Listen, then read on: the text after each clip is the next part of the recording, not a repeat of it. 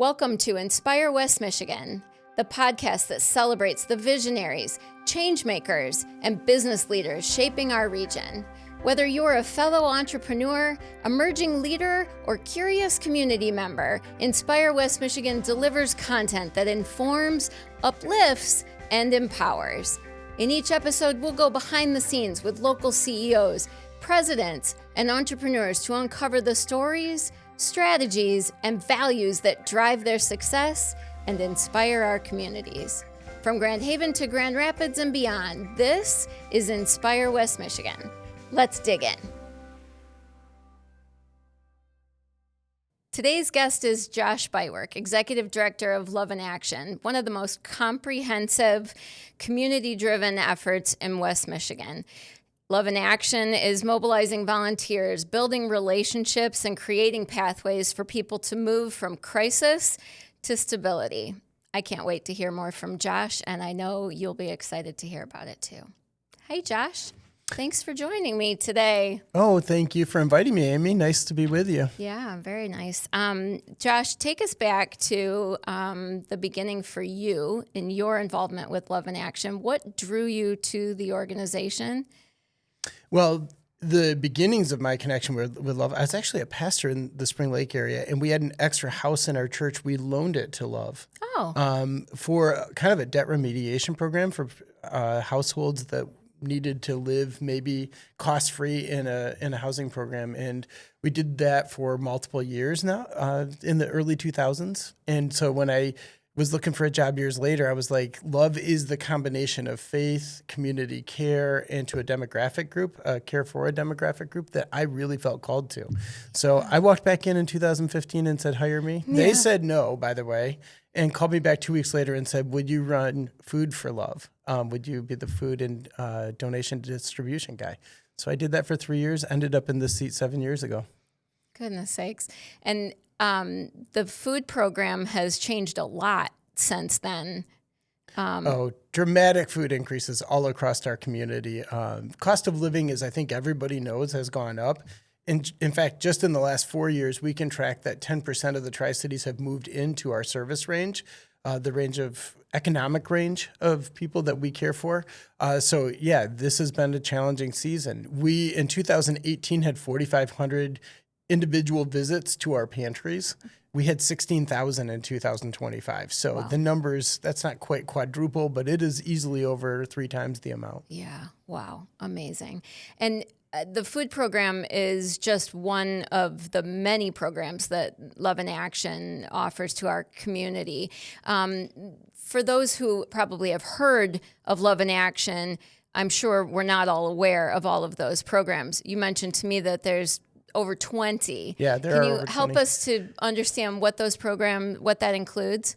Well, I'll give the big 3 resource areas that we focus on, and then I'll talk about the others after that. Yeah. Food is certainly one of the biggest reasons why people call Love in Action. Housing is certainly second to it. Mm-hmm. So those 2 are the first 2. And then third is healthcare. We have a free health and dental clinic on the north end of Grand Haven, 326 North Ferry Street. So those three are probably the largest 3 reasons why people call. But on top of that, there's all these niche little needs that people have: clothing, furniture, appliances, medical items like a wheelchair when somebody needs it. And so we have little programs all throughout the area that meet those needs. At Watermark on the south end of town, one of our partnering churches, we have a laundry hub, a free laundromat that people access. Last month, over 100 times, somebody got their laundry done at a church on the south end of Grand Haven, So that's kind of the way we work. Our pantries, 10 of them, are all in local churches. So it's a very decentralized process with a central distribution hub on Ferry Street and a client hub on Ferry Street across from each other. So, this is really a way for all of the area churches to provide services to their members and to the community at large. And you talk about mobilizing churches and mobilizing volunteers. What does that mean? What does that mean for Love in Action? What does it mean for people who want to give of their time? And yeah, I'm going to steal a line from Bob Goff, the writer, he says love does, right? That's Yeah. one of his book titles. Well, this is what love does. I mean, we honestly do just mobilize volunteers. So every week it takes 400 and some volunteers to keep us going as an organization. But beyond that, our pantries are all additional volunteers beyond that. So it wouldn't be surprising to find out we had 500 to 600 people mobilized every given week somewhere in the Tri-Cities serving those in need. And that's what we were founded to do. In 1983, our founder, Dee Padel, she's going to turn 97 in June. Oh my goodness. She's still with us. And last year she forced tomatoes from seedlings to grow in our community garden. So she still volunteered. She's not driving. 2 years ago, she told me she drives, but she couldn't get over the bridge from Spring Lake into Grand Haven. So we can't blame her in this age of her life. But she founded us because she was working at a municipal office in Spring Lake. And these, as she puts it, little old ladies were coming in and the toilet paper wasn't in the bathroom when they went out. The little old ladies were stealing the toilet paper, is what she says. And so she went to her Presbyterian pastor and said, we need to start a toilet paper drive to help people with this during what was really a recession in the United States in the early 80s.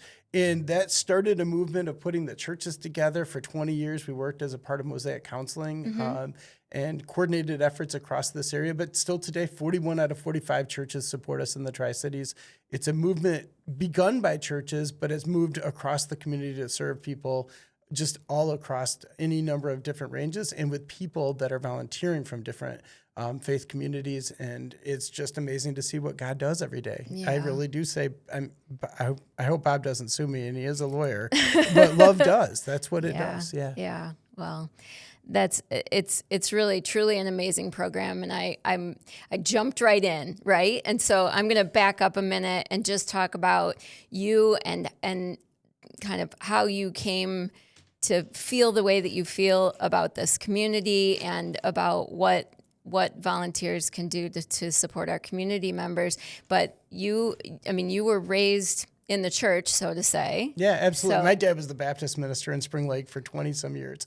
I really kind of walked apart from it in my teenage years. I kind of had some disenchanting experiences with faith and walked away for a minute. I wasn't allowed to walk too far because my dad was the pastor, so you I couldn't skip church even, but I had this kind of sense of I wasn't sure that it was all real. And then something kind of changed late in my high school life, and I went on a pursuit of kind of trying to learn, what is this about? What does it alive mean behind for you? Yeah, that's right. What is alive behind this set of beliefs and doctrines, or whatever we want to call them, these teachings? And ended up getting a degree in theology, really in an urban center, changed my life. I moved from rural Muskegon County to downtown Chicago, and then ended up living on the East Coast in some urban environments as well. So I've kind of lived my life in between suburban, rural, and urban, and gotten to know people and love people and connected to people in very differing parts of this country and beyond. And so I think my own faith story spoke into that. And I often think early in my life, I read To Kill a Mockingbird, the great book that everybody's supposed to read in high school. Somehow it grabbed me. It just grabbed my imagination. And the idea that you can stand in somebody else's shoes and understand, maybe not agree with them, but understand why they feel the way they do, understand what they're thinking. And I'm just fascinated by humans, trying to understand where they come from, why they do the things they do. And I really do find that a lot of people make sense when I listen long enough and understand the why behind what they're doing. So as executive director, you're leading a team of 40? We have 40 staff right now. 40 staff right now. And you said over 400 volunteers in a given week. Yeah, that's just a week. Yeah. Week. Yes. Yes. So, I mean, that's a lot of people to bring together with the same type of empathy and compassion that the organization provides. How have you handled that as a leader, and what has been the most challenging piece of that for you? Well, I think the hardest part is probably keeping an invitational mindset into all of it. Not everybody should do what love does. Not everybody needs to be involved in. I think everybody should be caring for those in need in their community or our community, wherever we find ourselves. But the way love does this, I think, is there's callings. There's people who are just kind of oriented this way, and maybe their life story has put them in this direction or whatever it might be. But they often I find that people who have gone through some type of brokenness and recovered, the healing has happened, and then they're like, man, we want to be a part of this in somebody else's life. So that's a big, creating the invitational pull that people want to be a part of it. They don't have to be, it's not just an employment place. It's not a place where we're just recruiting in some sort of, I don't know, transactional way for volunteerism. We want people to honestly love what they do and be a part of it with their heart and soul. And a lot of times that works, not always, but a lot of times. We have a lot of people who come to us as clients that end up as volunteers and even as staff. So building that connection and that community and building the relationships that are invitational, I think that's the hardest part, and maintaining it, keeping that in an invitational format. So it's never a we have to, it's a we get to. Well, Love Incorporate, see, I did it again. Love in Action provides so many different types of programs that as a volunteer or someone who wants to give back, they can do it in so many different ways. Let's talk a little bit about what that includes, what the options are for giving to Love in Action, of your time, of your resources, or of your money. Sure. Yeah.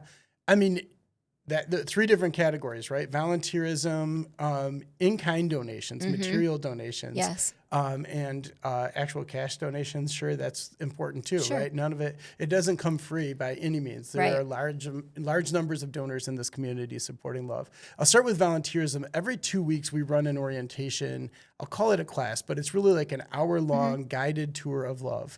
And 2 of us lead that class. I did it last night, 4 to 5. We have between 3 and 20 people every 2 weeks kind of learning about love. And it gives you an angle on, oh, well, maybe I don't want to sit and listen to a client and hear their story. That's not really what I'm good at. I want to drive the Love in Action truck and pick up donation items. Yeah. Or I want to sort things, or I want to work in the food department or whatever.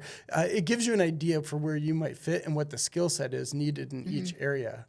This shouldn't be a surprise, but we don't allow people to be dentists unless they've graduated from dental school. So if you're a volunteer dentist, we're like, do you have a degree from Michigan? Yes. We really want to see it, So there are specialized roles within our volunteer groups. All of our dentists are volunteers, and we're so thankful for those people that give of their skills that way. So volunteerism is huge, and we have dedicated, incredible volunteers. I mean, we have people who give 40, 24, 16, 8, 4 hours. And the baseline is we create 4-hour shifts. In our stores, they're run by volunteers, so we have 4-hour shifts in our stores, client advising, different locations. Generally, you're going to be on for about a 4-hour shift.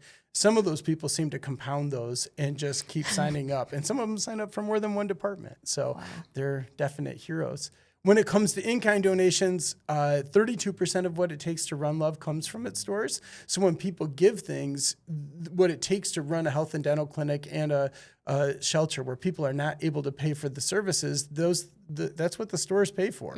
So 32% of our revenue is coming from those stores. They have an over 75% profit margin because of the volunteers. So, I mean, any business owner would love that type of profit margin, but it's not profit margin that's going to pay for our staff. It's going to pay for the whole organization to run, and especially the housing portion is what the stores were designed for. So that's a really big way people can give. So small knickknacks are the largest part of that. Second is clothes, and third is furniture. But those 3 components of what we are able to sell through our Spring Lake store and our Grand Haven store on Robbins, those are big, powerful ways to make a difference. And thousands of people every year give to those different areas. The storehouse is where you drop things off.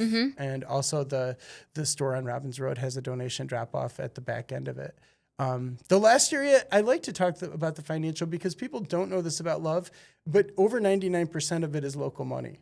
It is just very much the Tri-Cities caring for the Tri-Cities. In fact, every now and then I'll get a check from like Colorado or New Hampshire, and I'll be like, what? Who are these people and what are they doing? We don't generally take any federal money, so it is not a big grant run process. And the majority of those donors are individuals. So every year we're kind of about 5% corporate funded, church funded 5%, other things like that. But they're 4, 5, 6%. And then it's like 75 to 80% individuals through in-kind donations or financial donations.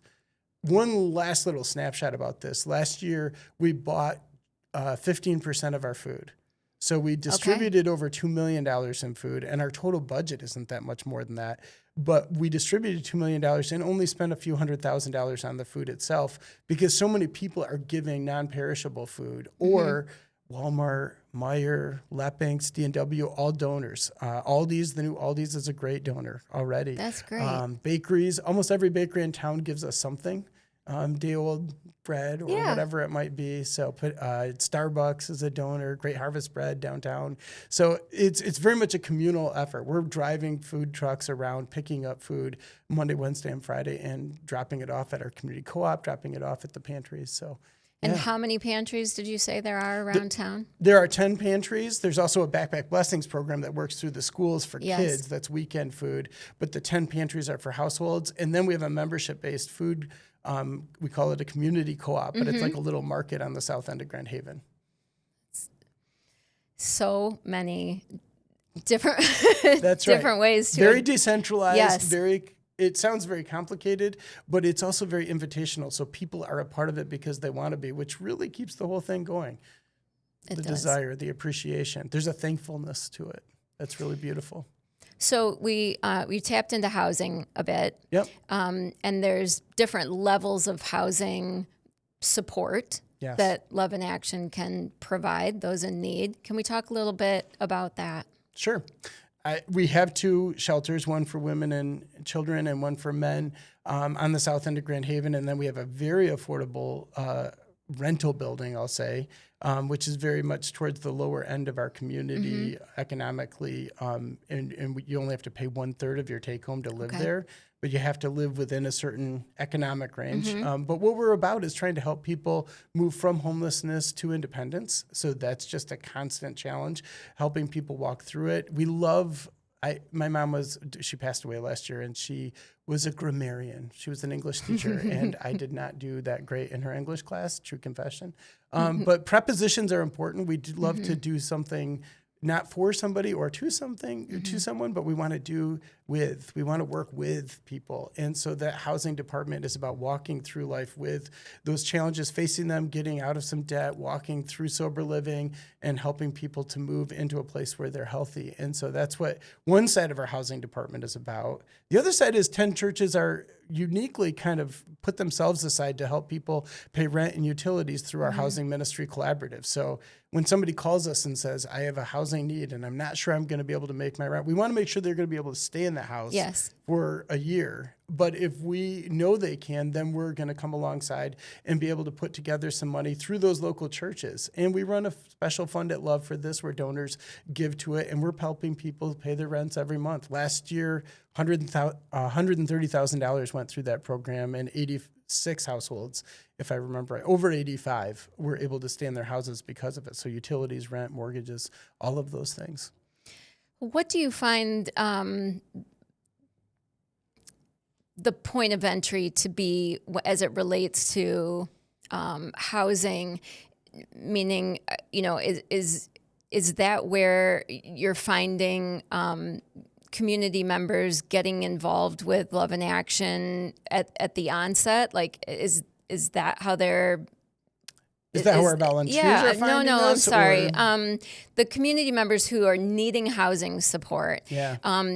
Are you finding that that's the initial engagement with Love in Action, or is it happening in another way, and then they're made aware that housing support might also be available? Well, I think the two things. It's really altered how people come to Love. Okay. It used to really be food and then everything else. Okay. And food is still a big way we're helping people pay rent. So we're helping people with their monthly food budget so they can actually make ends meet and pay that housing bill at the end of the month or at the start of the next month, whatever the case may be.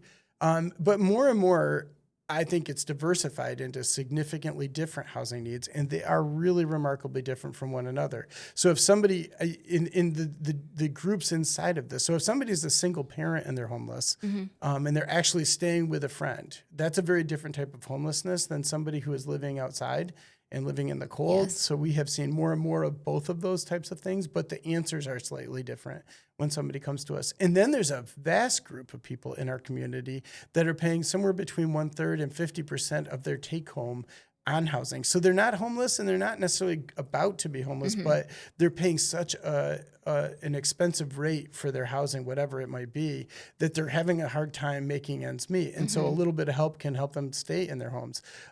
It is really, really cost effective to help somebody stay in their home once while they're already there. Yes. Once somebody is homeless, that becomes a very different type of challenge, and it takes a lot more time and effort. Both are beautiful. Both we see remediations and healing in very commonly. And I have great stories of people whose lives have completely changed. I often say our community just has lots of people who have experienced homelessness. They are rarely ever going to talk about it. When I go to a local restaurant and the cook comes out and waves at me and we just have this knowing glance of like, how you know one I know another. you know me, but we're not going to talk about it. My spouse and I have a conversation. We just know when somebody says hi to me, she'll say, how do you know that person? I say, well, it's from work. Yeah. And I don't want to ever disclose how I know everybody I know, but it is a very interesting group of people across a lot of different types of professions, a lot of different types of life histories that cause homelessness.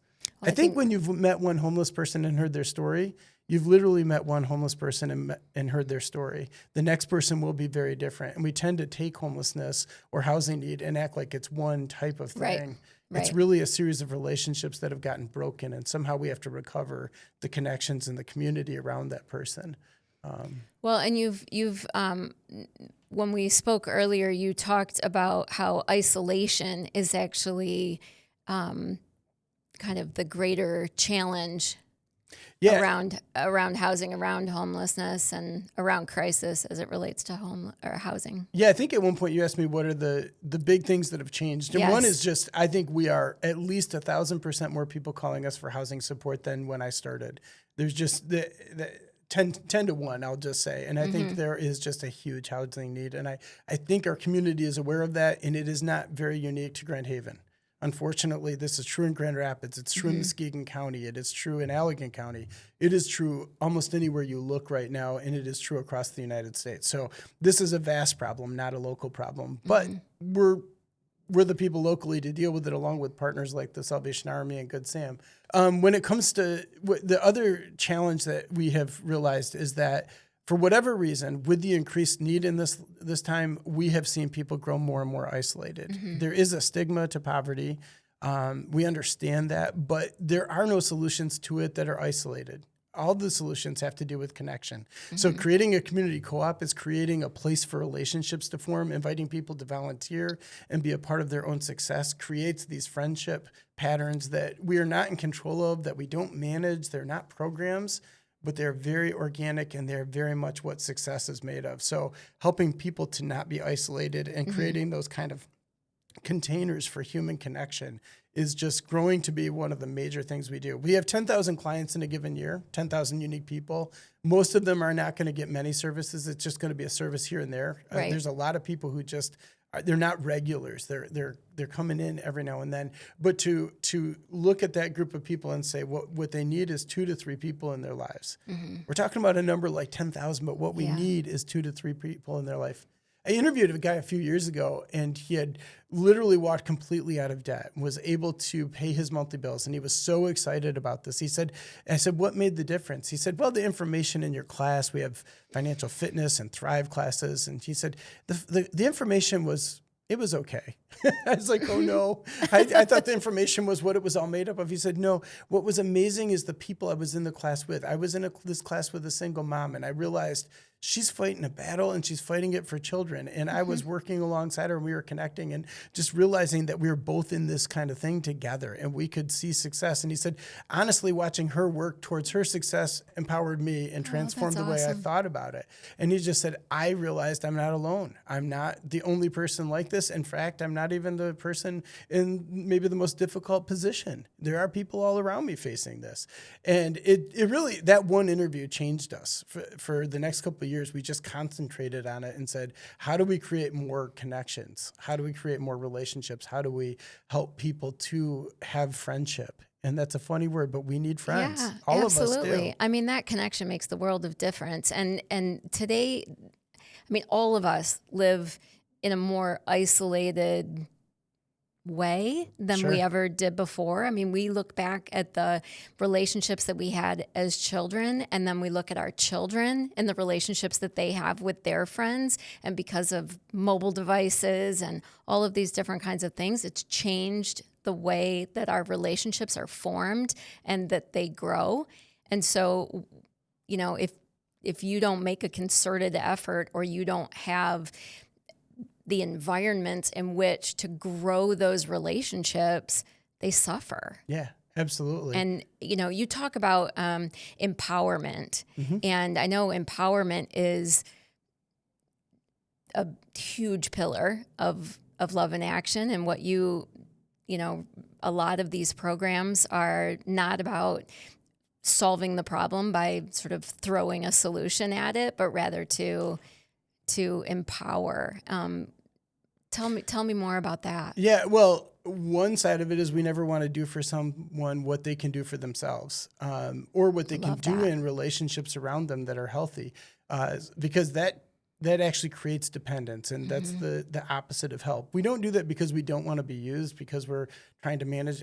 It would be good if it was a management mindset, but it's not. It's a compassion mindset. Because when you see a person and you see what their needs are, and you realize that you're displacing their creativity, their strength building kind of ways that they have inside of themselves, when you replace those things by creating a dependency, you've harmed instead of helped. It's the opposite of good.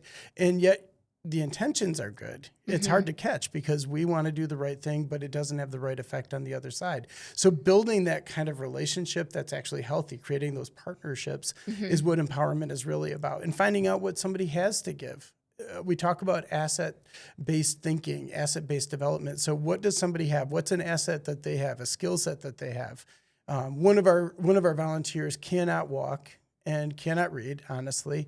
And when we asked him what is he good at, he said, "I'm good at talking. I'm good with people," and he is. In fact, when he walks into a room, it's like the whole room lights up. People around him find him to be a joy bringer, and that's a strength. But it doesn't have all of the pieces that you might think of and go, well, this guy is probably not going to be able to walk in his lifetime. He is wheelchair bound, and yet he's a great bringer of help to others. And finding those places where people can give and be a part of each other's success is just an enormous part of what we're trying to do. It's not easy. It's not simple. It's not quick, but it is very powerful. It's incredibly inspiring. Oh, thank you. Yeah. We think so. And I think the people we serve and the people who volunteer are incredibly inspiring every day. You really do see some amazing stories if you watch long enough. Not every moment is easy. Yeah. It's not. I don't want to sugarcoat it. There are some very difficult things. Speaking the truth is part of what empowerment is built out of, too. If somebody needs to do something for themselves, that's not always an easy step. Yeah. And so building that sort of ladder towards success is what hope is really built out of.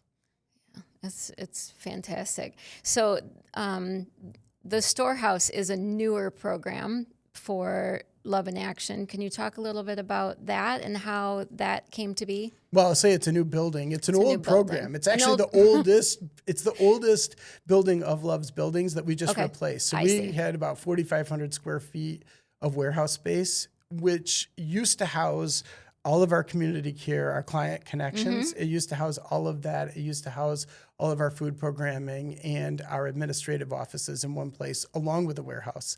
And we slowly moved things out of it over the years and launched a new client office in 2015, over 10 years ago. But finally, the warehouse space was just not enough. And especially our refrigeration and freezer space wasn't enough for the food need. So the old Cook's Appliance building on the north end of Grand Haven became available. It wasn't beautiful, but we realized it could be renovated, and our community got behind it in really big ways. Some donors got behind it.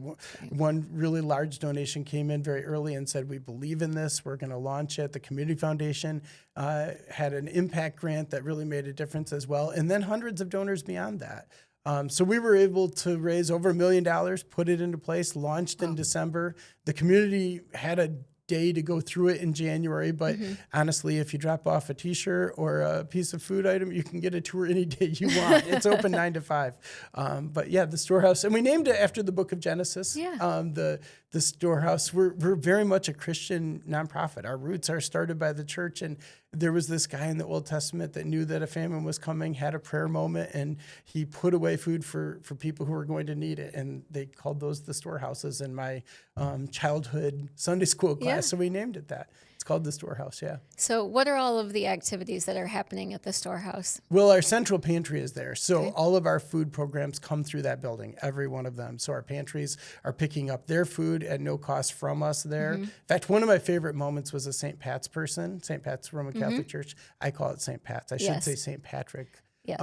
But he was telling me, he said, I don't know why my church and your organization both give away food. And what he doesn't know is that those are in concert with each other. Yes. We're partners. So the storehouse is the food hub, but St. Patrick's and St. Mary's and St. Anthony's and so many others, 9 or 10 total pantries, are getting food from that site every week. So that's one side of it. Another side is all of the furniture, the clothing, all of those resources are distributed there.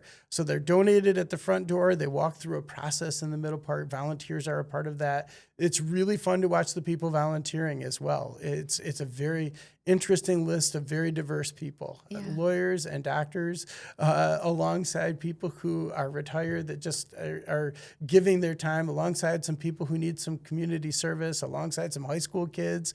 You know, the Honor Society requires some volunteer hours. So it's just really a diverse group of people working together. And the people who run that building are some of my, I don't know, they're heroes. That's a logistical, it's almost never ending, the things happening through the storehouse. So, yeah. The connections that you're making just even through those volunteer networks, that there's fun stories to tell even there. Oh, where, yeah. you know, I mean, we gain so much from giving of ourselves that I can only imagine the connections that have been made, you know, across ages and different demographics.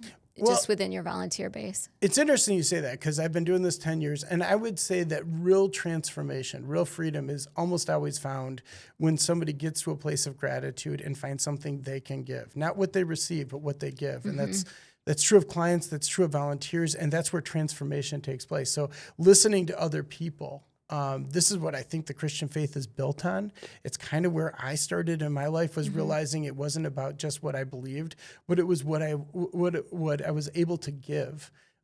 We didn't talk a lot about this, and I don't know how much I'm allowed to talk about it, but I'll say my own faith transformation came after reading J.R.R. Tolkien, Lord of the Rings. I love novels and stories. My mom infused that in me. I read the trilogy of the Lord of the Rings. I'm going to look like a super geek to a bunch of people. Others are going to go, that guy's my hero because he's admitting he reads these. But something about the narrative where it's not just about what I get through faith. It's actually this. The Christian faith is meant to be a transformational thing where we do good and we are altered by good to help others and be a powerful force for what God is doing around us. So it just changed my imagination. I went to church and I think it's still a little tempting to go to church and go, well, did I like the worship band? Did I like the sermon? I don't know. I've preached some really bad sermons, by the way. Like, I think I've listened to myself and go, I don't want to listen to me. I don't know why anybody else would. But when you go and you think what I'm a part of is a group of people who are trying to change the world, who are inspired by a God who loves the world, well, that's a very different reason to be a part of church than just whatever I received on Sunday or what I'm experiencing. And, you know, somebody hits the wrong note and I'm like, well, I'm done with that praise team. You know, no, this is a connection, a community, a covenant, a set of promises that we all get to live into. And that changed my life to realize that. So tell me more about how the Lord of the Rings novel, you know, changed the way you were thinking about. The Lord of the Rings. Oh my goodness. My wife's going to kill me that I admitted this out loud. You know, what I realized is that philosophers talk about cosmology, right? So I'll say that it's expansive. It's the idea behind the Lord of the Rings was that there are really dark things in the world, and there really is somebody who's trying to create light in the midst of that. And Tolkien was a deep Christian. He was very serious about his faith. He was raised by a priest after his mom died in his high school years or earlier, and his dad died when he was a very little boy. So he grew up in this faith, and then it altered his mind to make him a participant in it, not a beneficiary of it. I think my faith growing up was really about some sort of salvation that I received instead of a way that I was supposed to be transformational in the world. and be a part of other people's success and what God was doing in their lives. It's not simple and easy. I don't agree with everything happening in our world, but I recognize that God loves every person. And when he says that it puts us on a team of people that are supposed to care and present truth and present hopefulness and present energy and life-giving resources when we talk about food and healthcare and housing, but also that it's supposed to come with the spirit of something more than just the resource. It's supposed to come with a relationship and a connection and the ability, an invitation to be connected beyond themselves.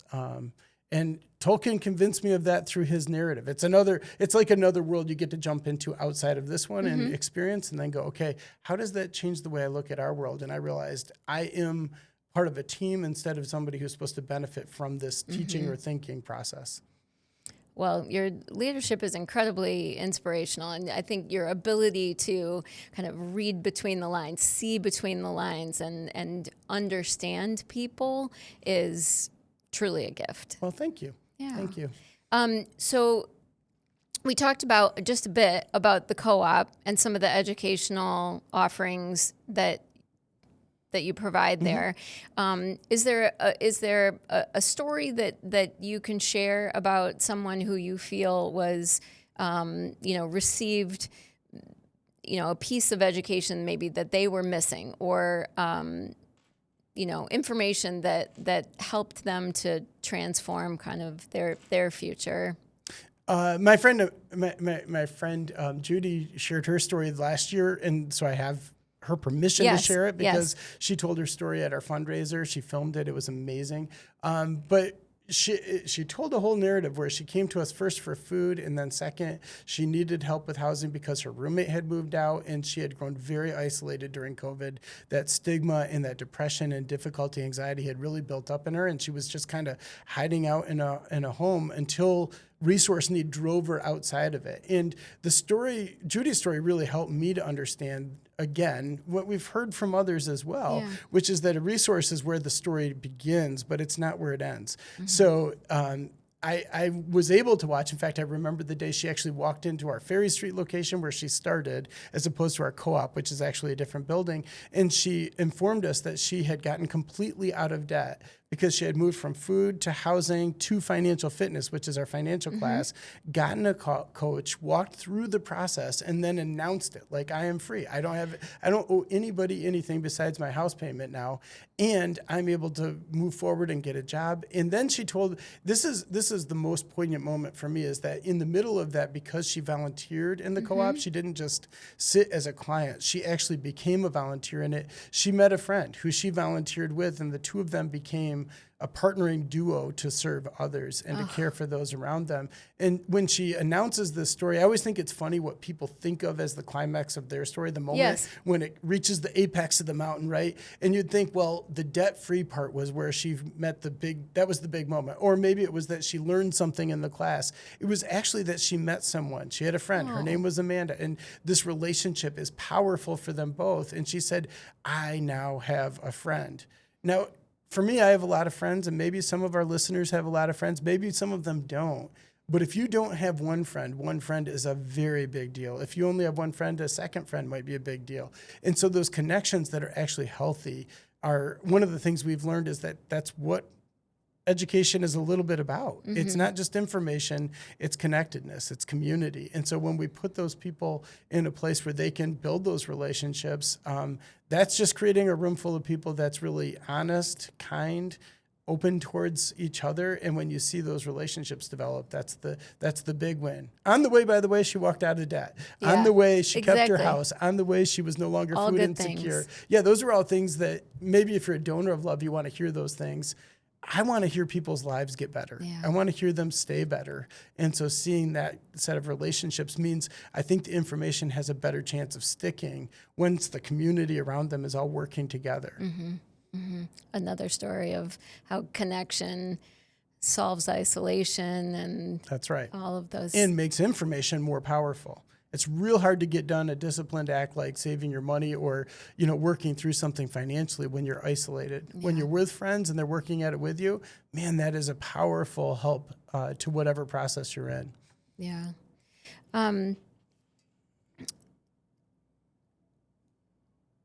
So it's, we talked, when we talked the other day, we talked about, there was a book that you mentioned, and I may screw up the title of it, but when helping hurts, or Yeah, we base a lot of what we do on Yes. Brian Fickert's book, When Helping Hurts. We have a class called Helping Without Hurting that adapts the curriculum to the Tri-Cities, and we offer it online, but we like to offer it in person more through the co-op. Lots of people take this class. So many people took it last week. We had to set up a special room, actually. But one of my friends just took it and said, and I've read that book. I've read the book for years, over and over, and other books that he's written. But honestly, understanding how to not harm by helping is a really big mission. And understanding poverty takes it takes the same sort of curious eye that it does to succeed in any discipline, in any educational pursuit. So yeah, helping without hurting is an amazing option for people who want to understand what we're doing. And for volunteers that really get invested in what we do and care for clients, it's absolutely essential. We really need to be able to see people and understand why they're spending money the way they are and how to help them. It's not just quick and simple. It's not an easy process. So helping without hurting explains a lot of those dynamics, and it creates an empowering message out of it, not just a fact-based message, I'll say. Yeah. And would you say that that's the best place for those who want to get involved in Love in Action to start? Sure. I think the orientation option every 2 weeks, we offer it on a Tuesday and a Thursday, one in the morning, one in the late afternoon. That's a really good way. You can get on that by going to our website and putting in your name and information under the volunteer portion, or just calling and signing up. 616-846-2701. It's all one number. So that's one way to get involved. And then jumping into that Helping Without Hurting class, we invite people that are partners that never want to volunteer to take that class. We think it's great for anybody. So some of our church partners take it. We've offered it in churches for congregation to experience it. And there's a bunch of different angles we've taken, but we can really apply that in all sorts of spaces, but we offer it multiple times a year. That's wonderful. There's a lot of people going through that. That's wonderful. Well, there's clearly needs in our community. Where do you see Love in Action growing in the coming years? Well, we just started student mentoring 2 years ago. It's headed towards 3 years. It was November of 2023 that we launched that. Now we have 84 mentors in 9 area schools. So that student mentoring portion of what we're doing is coming alongside Kids Hope, which is already partnering between churches and schools. We just realized there's so many people attending a church that's not connected to a Kids Hope church right now that we want to see more people involved in it. And there's people who have kind of moved between churches. Some of those Kids Hope programs haven't kept going after COVID too. So we're wanting to see more kids mentored. That's one big thing. And that program is called? Oh, thank you. Connect 2. Connect 2. Jill Pyle leads it. She's Yes. our director in that area. Does a great job. She's absolutely inspiring. She'd be a great interview, by the way. So Connect 2 is for student mentors. And that's happening at the elementary schools, the middle schools. And even into the high school. Okay, Yeah, very nice. we're staying with kids even into the big building down on Ferris where my kids graduated. So that's one side. I think there's a lot we can do with housing that we're pursuing. We're looking at creating a separate intake process for people with housing need as opposed to food. We're looking at launching this thing called Community Haven in the coming year to just focus some of our clients, staff, and volunteers on how to be a part of each other's success when it comes to housing and finding housing, because that is really the point where we don't know the answers as a society right now. We just don't have enough homes. We know that. We don't know what to do about it every day. We know we have a shelter. We're going to use that to the maximum capacity. We're going to partner with other shelters. We're going to partner with other programs, but there's still just a constant, how do we meet this need? And what's the best possible way early? Because we're really talking about children who are sleeping in cars. Sarah Elliott, the Grand Haven Public Schools homeless liaison, is working overtime on this and partnering with us. So there's just so many different connection points right now that we're angling towards. And I think that housing is really pretty much a ladder where we have several tiers. And partnering agencies do, but there's gaps in the ladder. There's rungs missing in the ladder to climb into what really is safe, successful, freedom-inducing housing, and that's a real challenge right now. we're growing in that department, and that's the research side of what we're doing, and also the expansion side. So you mentioned that early on you got involved in Love in Action because you had a home that you were able to make available to the organization. Are there other homes in the area that are used in that way today? Well, that we called that Homes of Hope. Okay.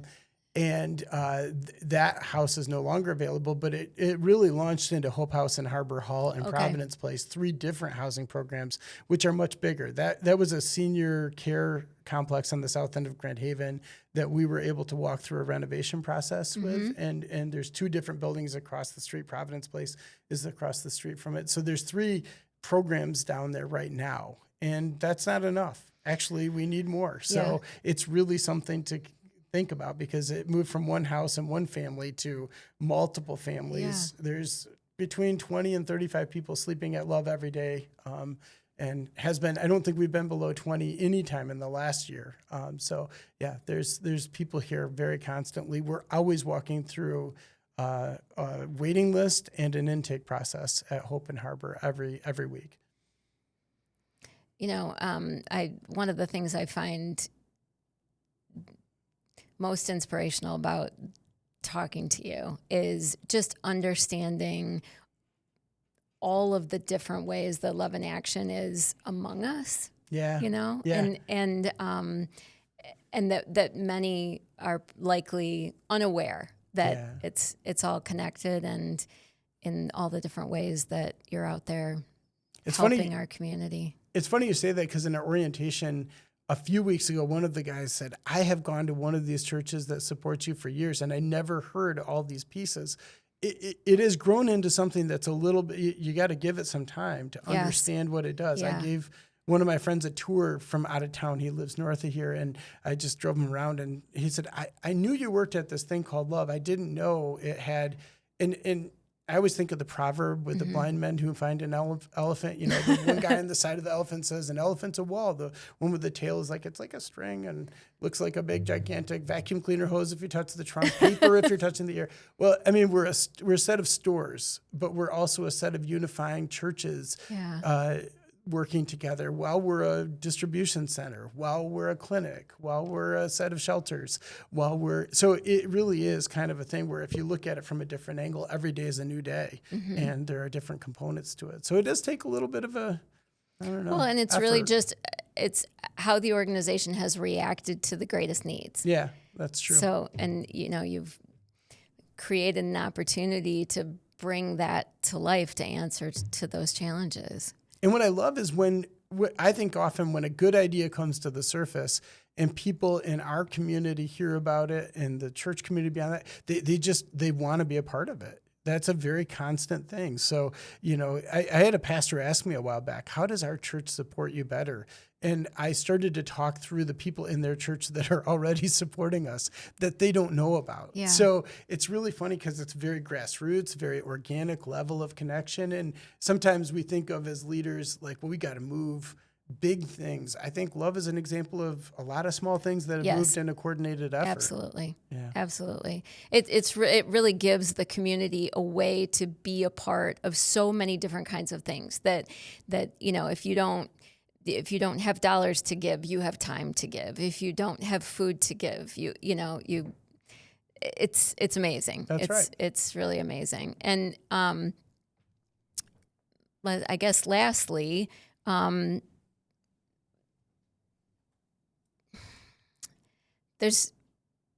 you talk about, and maybe you didn't so much say this today, but when you and I spoke, you talked about growing at the speed of the community. Mm-hmm. And, you know, I thought it was really an enlightening, I mean, the more we talked about it, it was really enlightening. And I'd like for you to share a little bit about what that means for you and what that means for Love in Action. Growing at the speed of the community means growing at the speed of the invitational. Like, would you like to be a part of this? Yeah. Making sure that people are signing on to what they're really signing on to, helping them to see the invitation and the hopefulness and the transformation that's available, but also being honest about it and talking about the hard points and just creating that invitational space. Jesus told a story about, this idea that there was plenty of harvest, there wasn't enough harvesters.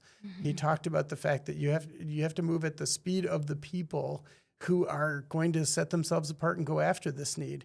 And so one of the things we do is we honestly don't just go, where's the next need? We go, how do we put this in front of people in such a way, the church community, the community beyond it, how do we put it in such a way that they feel invited? And then we strategize on how to do this without harming, the helping without hurting mindset. Well, there has to not only be the need, there has to be the ability to sustainably help. That's right. That's right. Creating a movement of people that are actually a part of the solution is what it's just very commonly about. So creating that community mindedness is a huge part of what we're about. Honestly, a podcast like this is part of it, right? Yes, we're trying to share what we do. And this, I really hope that those that listen to this can see all the different ways that they can get involved, but also the ways that they can help those around them, because we are all living in and amongst people who have a need in some area, and Love in Action has so many different ways that you are helping our community.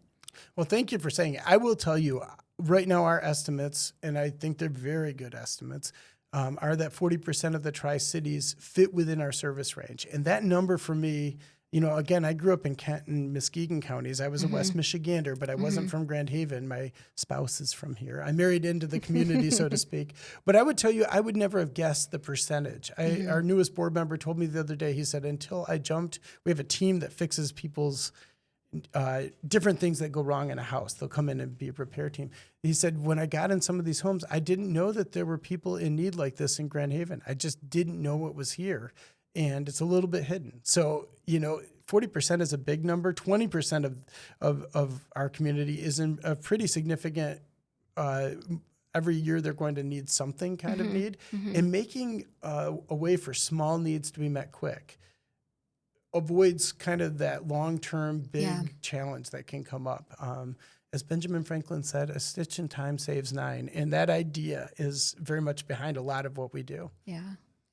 Well, thank you so much for allowing us to hear your story, the story of Love in Action, and talk about all the ways that we can get involved. Absolutely. Thank you for talking with me. You're welcome. Appreciate it. Thanks. Thanks for listening to Inspire West Michigan. If you enjoyed today's episode, be sure to follow or subscribe wherever you listen to podcasts, and leave us a review to help others find our show. Visit inspirewestmichigan.com and follow us on social media for more behind-the-scenes stories. Until next time, stay inspired, West Michigan.